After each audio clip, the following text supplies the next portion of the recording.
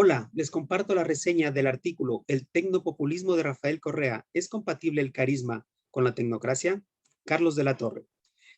Carlos de la Torre inicia este artículo siguiendo las sugerencias que hizo Max Weber de estudiar cómo diferentes tipos de dominación se combinan en experiencias históricas concretas. En base a esto, el autor analiza las tensiones y sinergias entre los dos tipos de dominación del gobierno de Rafael Correa. Por un lado, el carisma populista y por otro, la racionalidad tecnocrática, tanto en el liderazgo, discurso y estilo del mandatario. La metodología utilizada por el autor se basa en las teorías discursivas del populismo y analiza 8 discursos del presidente Correa pronunciados en el año 2009. El análisis se realiza en 3 partes. Se enfoca en palabras, gestos y rituales del líder y cómo los discursos fueron recibidos. Además, se analizó etnográficamente el enlace del 30 de abril de 2011 en la pequeña ciudad del Chambo, en la Sierra Central. Y por último, se analizan los textos de las Emplades con el objetivo de explicar la ideología de la tecnocracia post-neoliberal del gobierno de Rafael Correa. El artículo contiene 4 secciones y al final se hace un análisis de la revuelta de la rebelión policial del 30S.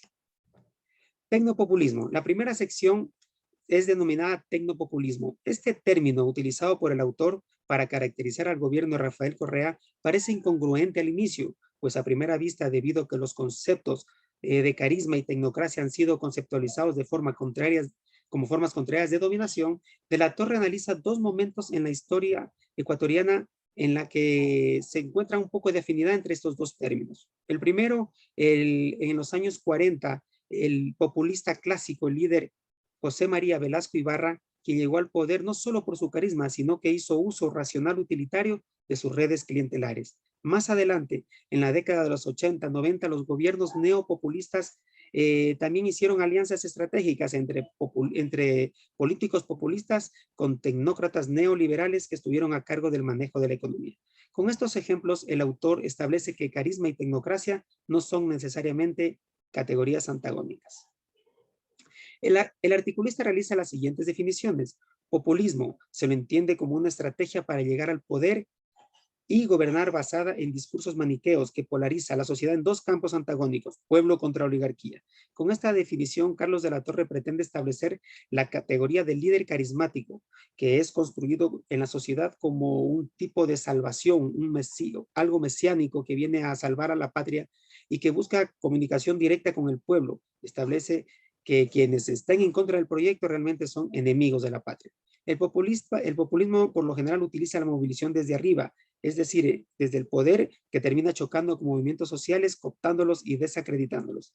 El término también define el término tecnocracia como la dominación racional legal a través del uso racional instrumental de la ciencia y tecnología con el afán de regular y dominar la naturaleza y la sociedad. Para que se pueda caracterizar a un régimen como tecnocrático, los expertos deben ocupar los lugares más importantes de la administración estatal, que llegan a través de méritos y sus conocimientos. Estos expertos por lo general consideran que son los representantes de toda la patria y no simplemente individuos con intereses particulares. El segundo capítulo o sección es por la patria tierra sagrada. De la Torre establece los compromisos con los que Rafael Correa inicia su mandato en el año 2007. Prometió una revolución ciudadana cuyos ejes fueron terminar con la larga noche neoliberal y llamar a una asamblea constituyente que redacte un nuevo pacto social que garantice una democracia activa, radical y deliberativa. Una vez en el poder, el presidente no solo se embarcó en un proyecto de simples reformas, sino que se dedicó y quiso hacer la refundación de la patria. Carlos de la Torre reproduce literalmente frases que el presidente Correa proclama a través de sus discursos estudiados en el presente artículo. Considero acertado el criterio del autor de utilizar como evidencia los discursos del presidente para hacer el análisis respectivo. Las frases que pronuncia con énfasis hacen alusión a que él está liderando la segunda independencia, él es quien lucha por los pobres de la patria. Además, legitima sus actos con nociones marxistas sobre la necesidad de un cambio profundo y radical. Correa afirma que quienes se oponen a esta gesta heroica no pueden ser sino los enemigos de la patria y de la historia. Luego de derrotar electoralmente a la partidocracia y de luchar permanentemente contra el poder fáctico de la prensa mediocre y corrupta, ha tenido también que sufrir la arremetida de la izquierda infantil y de los movimientos indígena y ecologista, todas estas frases del expresidente Rafael Correa. No se percibe a sí mismo como un político ordinario, sino como la encarnación del mismo pueblo. Él personifica la patria y al igual que los próceres está dispuesto a jugarse la vida por el cambio. En su afán desinteresado, el líder ha hecho sacrificios personales que afectan a su vida personal y no tiene visiones personales. Todo lo hace de forma técnica en función de la equidad, en función de la justicia, por lo que ha agrupado un selecto grupo de colaboradores técnicos que a través de la planificación de la ciencia y la tecnología conocen la ruta hacia una sociedad con mayor equidad, reemplazando la discusión democrática por la imposición de modelos. En la tercera sección denominada El Profesor y el Mesías, Carlos de la Torre determina a través de información o evidencia documental que Correa sintió llamado para cumplir la misión de ser el presidente del Ecuador. Sintió ese llamado mesiánico y ha consolidado su liderazgo carismático desde el poder, utilizando estrategias diseñadas por expertos en comunicación, la campaña permanente y los enlaces que se transmitían todos los sábados del año. El autor en esta sección continúa con el análisis de los discursos dirigidos por el presidente Correa al pueblo, que ayudaron significativamente a conseguir sucesivos triunfos electorales. Es el mismo mandatario quien explica que él es el motivador del pueblo, que por eso siempre está en campaña y mediante el uso de los medios de comunicación que posee el gobierno, introduce eslogans, lemas, canciones que identifican su proceso revolucionario. La innovación mediática sin duda más importante son los enlaces ciudadanos que se transmiten en vivo en radio y televisión pública. Desde estos espacios, el autor identifica que el presidente Correa realizaba múltiples actividades, insultaba y criticaba a sus rivales mediocres, exigía más trabajo y mejores resultados a sus colaboradores, enseñaba al pueblo didácticamente como el profesor de la nación, cantaba canciones de protesta, imitaba burlónicamente a sus adversarios, criticaba a la prensa, destrozando delante de todos periódicos y diarios. Los viajes por el país realizado en los enlaces ciudadanos permitió que el presidente Correa mantenga relación directa con los gobiernos locales, escuchar sus pedidos y, lo más importante, tener contacto directo con la gente en lugares, comunidades donde nunca antes habían sido visitados por un presidente. Realmente se convierte en la figura carismática que utiliza un lenguaje coloquial y modismos de la clase popular guayaquileña para demostrar que es igual al pueblo, pero a la vez le recuerda que es una figura superior con sus especialidades en el exterior que le permiten informar al pueblo con cifras e indicadores técnicos los avances del gobierno. Sin duda es un tecnócrata. La cuarta sección nos habla de la tecnocracia post-neoliberal. Aquí el autor establece cómo se constituyó el gobierno de Rafael Correa, con una gran cantidad de funcionarios con niveles altos de estudio, con posgrados, con doctorados, incluso el mismo presidente tiene un doctorado, y hace una comparación con el gobierno populista venezolano de en ese tiempo Hugo Chávez, ¿no? Que tenía pocos funcionarios con posgrados. Con esto el autor confirma que el gobierno de Rafael Correa se lo puede considerar como un régimen tecnocrático y considera prudente establecer una diferencia entre los técnicos neoliberales que acompañaron los gobiernos neopopulistas de la década de los 80 y 90, cuya experiencia estaba relacionada con la empresa privada y de empresas internacionales como organismos internacionales como el Fondo Monetario Internacional, mientras que los expertos post-neoliberales que acompañan a Rafael Correa vienen principalmente de la academia, no siguen los modelos tecnócratas neoliberales y ellos combinan la técnica con la política.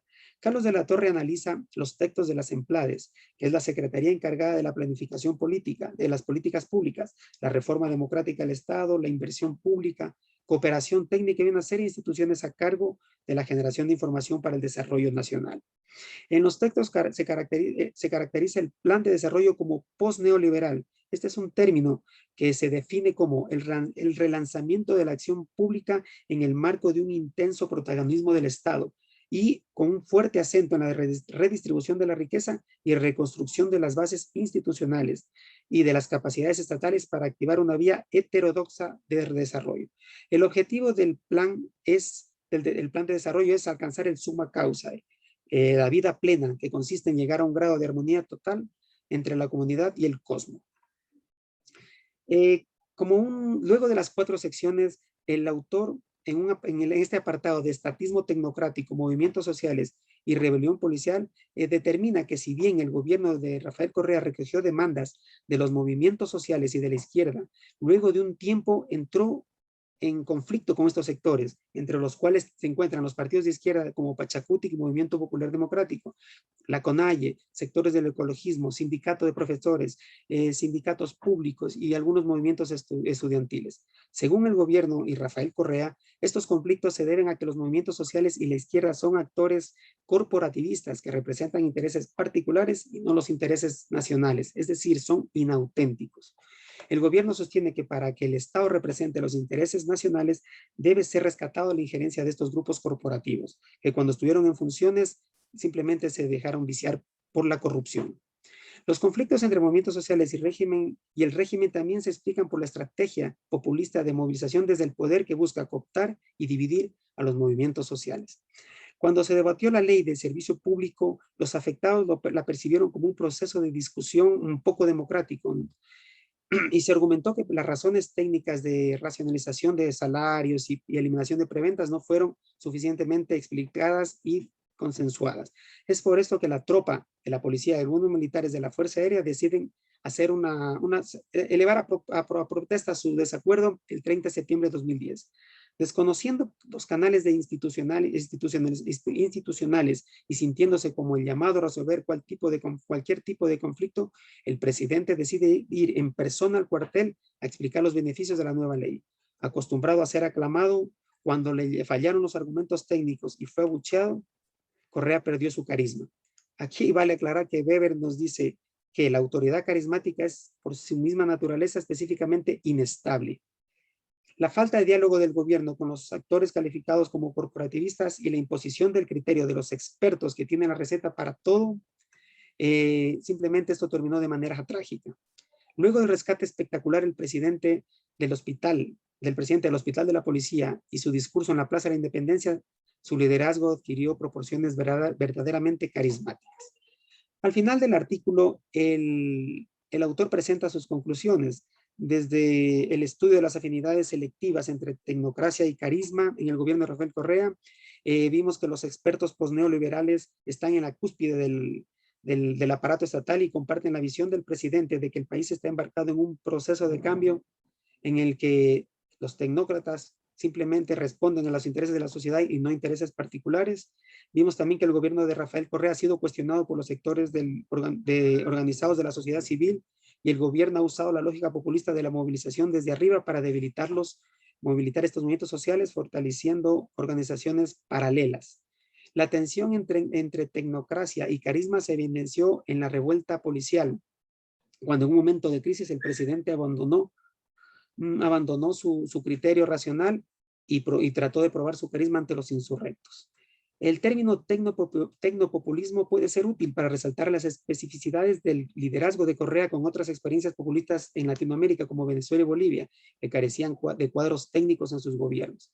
Según evidencia bibliográfica, en los gobiernos neopopulistas de los años 80 y 90 también existió afinidad electiva entre líderes carismáticos y expertos, que coincidían en sentirse los representantes del interés nacional.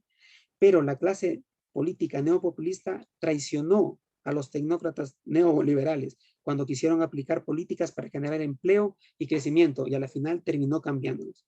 Al igual que estos populismos neoliberales, el gobierno de Rafael Correa probablemente tendrá dificultades para ser viable en el mediano plazo. Las paradojas del éxito y la búsqueda de soluciones rápidas y eficientes a problemas muy complejos que llevaron al divorcio de los neopopulistas con los tecnócratas neoliberales probablemente llevarán a conflictos entre los criterios tecnocráticos postneoliberales y los populistas en el gobierno de Rafael Correa. Esto es todo, amigo. Muchas gracias. Una buena tarde.